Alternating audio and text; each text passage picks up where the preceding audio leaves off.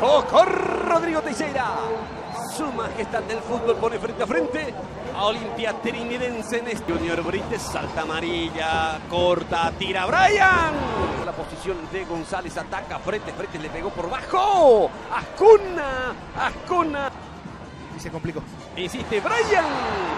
Sebastián Ferreira se tira al piso. A Trinidense va David Mendoza, va al centro, va Mendoza. Corre Arturo Aquino, va Sebastián Ferreira, impuso el físico, tira Ferreira.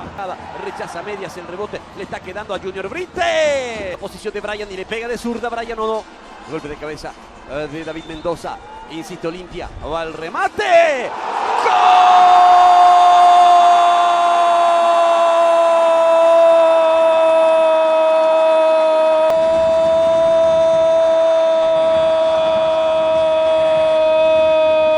Olimpia, Richard Sánchez soltó la bomba. Sánchez que va, Richard Sánchez que mete, juega para Junior, centro al área, la baja Junior, remate. Pasó David Mendoza y va Mouche en el área, Brian en el área, Sebastián Ferreira. Mouche ahora enganchando hacia adentro y le va a pegar y le pegó.